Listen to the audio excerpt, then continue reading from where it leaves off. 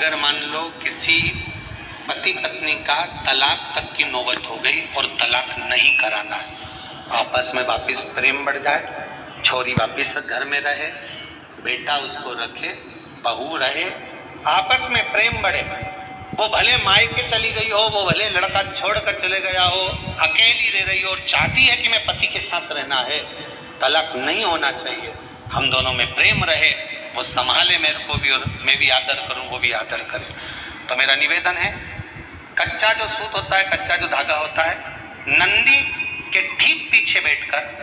कोई साथ में आपका परिवार का कोई व्यक्ति चले जाए और हस्तकमल को, जिसको अपने परिवार में वापिस रहना है, उस स्त्री हो या पुरुष हो, दोनों में से कोई भी नंदी के पीछे बैठकर सोमवार की जिस दिन अष्टमी पड़े उस दिन नंदी के पीछे बैठकर हाथ को ऐसा बंद करना है, हाथ में एक बेलपत्री रखना है, सीधी सीधी बंद कर कर 7 बार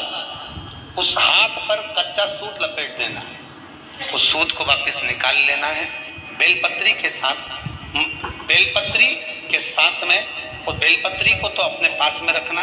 सबसे पहले माता पार्वती का जो हस्तकमल ऐसा होता है शिव मंदिर में, उस हस्तकमल में और बेलपत्री को तो अपने पास में रखना। सबसे पहले माता पार्वती का जो हस्तकमल ऐसा होता है शिव मंदिर में, उस हस्तकमल में वो सूत जो आपके हाथ से निकला है वो उसमें डाल देना है, माँ जगत जननी से प्रार्थना कर कर, और जो बेलपत्री आपने संबंध को जोड़ने के लिए अपने हाथ में ली है वो शंकर भगवान के कटी भाग में, फिर निवेदन करूंगा कटी भाग को समझ लीजिए। ये शिवलिंग रखा है, जहां पर शंकर भगवान का शिवलिंग, माता पार्वती जी के हस्त कमल पर जो शिवलिंग रखा है,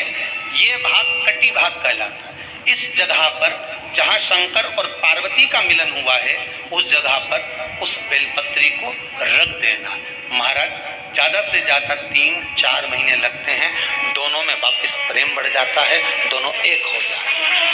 तलाक तक बात चल भी रही हो तो तलाक समाप्त हो जाता है, प्रेम, करुणा, आसक्ति, स्नेह बढ़ जाता है। संबंध टूटने की कतार पर एक बार माता पार्वती को समर्पित तो करो अपना संबंध कि माँ अब तुझे नहीं माना मैंने अपशब्द कह दिया होगा, माना मेरी गलती होगी, थोड़ी गलती उनकी भी होगी, पर दोनों की गलती है माँ, अब इस संबंध को तुझे निभाना। जब कच्चा सूत माता के हाथ में रखो तब माता को विनती करना।